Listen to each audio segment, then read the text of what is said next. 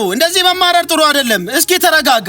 ምንድነው እሱ መጀመሪያ ነው እንጂ ነገሮችን ማስተካከል አሁን ይሄ ጠፋ ብለ ይሄ ልጅ አንድ ነገር ብታረገው እኮ አንተም ከተጠያቂነት አትተርፍም ተው ተረጋጋ እስኪ እኔ በገዛ ሰፈሬ በገዛ ሀገሬ ላይ እንዴት ያረጋል ተው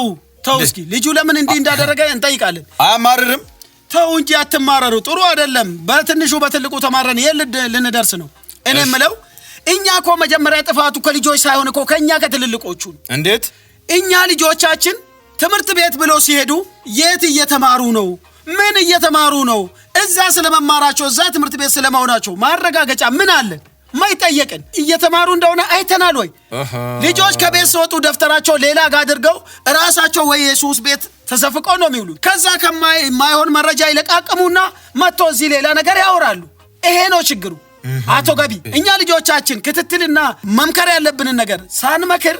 መማረር የለብንም እስኪ ተረጋጉ ልጁ ይሄን ጥፋት ማጥፋቱን ለምን እንዳጠፋን ጠይቃለን ጠበቅ አርጎና እጠይቃለሁ ማቲ ወይ አባመላ ምንድነው አንተ ልጅ ይሄ የሚባለው ነገር እውነት ነው ጥፋተኝነትን አንደኛ እኔ ምለ ነገር ወዲያ ሳትል እውነታውን አውጣ እውነቱን ካወጣ ማንንም አንተ የሚጎዳ ነገር የለም ግን ነገሮችን ሸፋፍኛ አልፋለሁ ብትል ነግሬሃለሁ እውነት ነው ጥፋቱ የኔ ነው የኔ ብቻ ሳይሆን ግን የቤተሰብም ጥፋት የቤተሰብህን ተው ያንተ ጥፋት ምን እንደሆነ ብቻ ነገረኝ የኔ ጥፋት ትምህርት ቤት ሄዳለሁ ብዬ ከዚህ ወጣለሁ እሺ ግን ወደ ትምህርት ቤት ሲሄድ ደግሞ ከማይሆኑ ልጆች ጋር አገናኛለሁ ልክ ትምህርት ቤት ገብቼ ሲወጣ ደግሞ ልጆቹ ካልሰረቅ ሰው ካልደበደም ይሉኛሉ እኔም እነሱ የሚሉትን ነገር ከሰማው በኋላ ፌስቡክ ላይ አየሁ ሳይ አንድ ሰውዬው እንደዚህ ዘርፎ ሀብታም ሆኖ አየሁት ከዛም እኔ እንደዚህ ከዘረፍኩ ለካ ሀብታም ሊሆን ይችላል ብዬ አሰብኩና ከዛ ወደዚህ ስራ መግባት ጀመርኩ ልጄ ሁሌም ወደማይሆን ነገር ምናጋድል ከሆነ ውድቀታችን የከፋ ይሆናል ያ ሰውዬ ሀብታም ሆነ የተባለው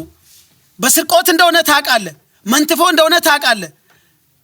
በሰው ላብ ሀብታም መሆን እኮ እንደ ጤዛ ማለት እኮ ነው የጊዜ ጉዳይ ነው ለዛ ነው እንጂ ሁሉም ነገር ከጊዜ በኋላ ይቀየራል ከልጅቷ የወሰርከው ነገር በሙሉ እጅ ላይ አላው አምጣ ይሄው ስልኩም አምጣ አሁንም ሌላው መቀረና ይሄው ስልኩም ቦርሳውም ይሄው ያንገቷ ሀብልም ይሄው ይሄ ሁሉ ከሰነ ተቀመቀማው በተሳሳተ መረጃ እጄ እኮ በመላ ተው ብያለሁ እኔ ማረግ አልነበረብኝ እኔ የምለው ይሄ ያደረከው ነገር ለጊዜ ነው እንጂ